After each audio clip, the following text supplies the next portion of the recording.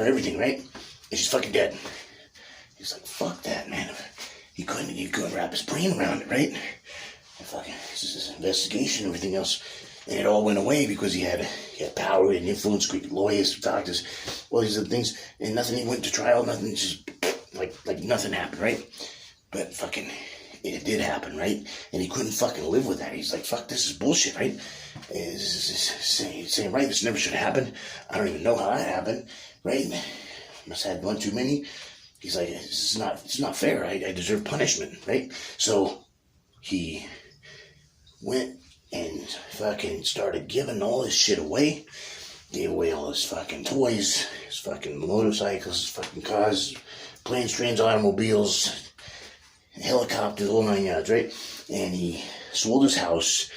He had hundreds and hundreds of millions of dollars. So what he did was he gave a lot to the poor, and he set up multi-millions of dollars for his kids, his grandkids, his family members, and he fucking set everybody up for life. And he sold one last property, and he had absolutely nothing but the suit on his back. And he went in front of that fucking office, that fucking building, and he's been there ever since, from 9 to 5, 9 to 5, 9 to 5. That's been his life, punishing himself for one fuck up, right? One night, one drink too many, change of events. So next time you have all that money, or if you don't have it, you be broke as shit, and fucking, if it's 7 miles, fucking walk, right? It's better than, not only is it better than a $5,000 ticket if you don't have that to pay in jail time, it's, what's even worse is actually accidentally taking somebody else's life, right? So you gotta think about that kind of stuff. But here's where we're gonna tell you the guy's name in case you already don't know who he is, because I'm sure you guessed him, his name yesterday, right? Greg Plitt. Greg Plitt was the guy telling the story, right? And so Greg Plitt, he fucking starts yelling at this guy, right? He's like, the fuck's wrong with you? And the guy's, what are you talking about? Nobody's ever talked to this guy like this, right? Because he was a hotshot first, and now nobody wants to talk to him because they think he's a bum. So he goes through the two levels, right? But as a bum, as a homeless guy, as a fucking business, he's never been talked to like that before, right? So his eyes get like this, right? And he's like, dude, you can't be fucking doing this. This is bullshit. He's like, what are you talking about? He's like, I'm punishing myself. He's like, my wife was my everything. She's my reason for living. He goes, exactly. He goes, and you're fucking it all up. He goes, here you've built this huge legacy, and you built it with your wife, and now she dies with you because you just died spiritually. And now, instead of being with your family and telling your kids and your grandkids and everybody else what a great woman this was, and talking about her legacy and sharing all these stories and hugging on your kids and grandkids, you're missing out on everything of their whole lives.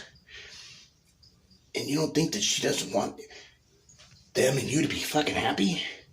And she doesn't want you talking about her existence and how important you were? That's selfish.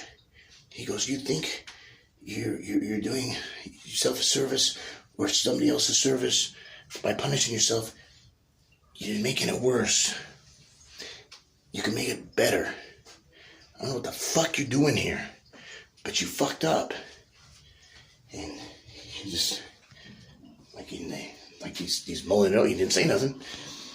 And at this point, Greg was trying to talk to the guy because he's too emotional, he's too mad. He left.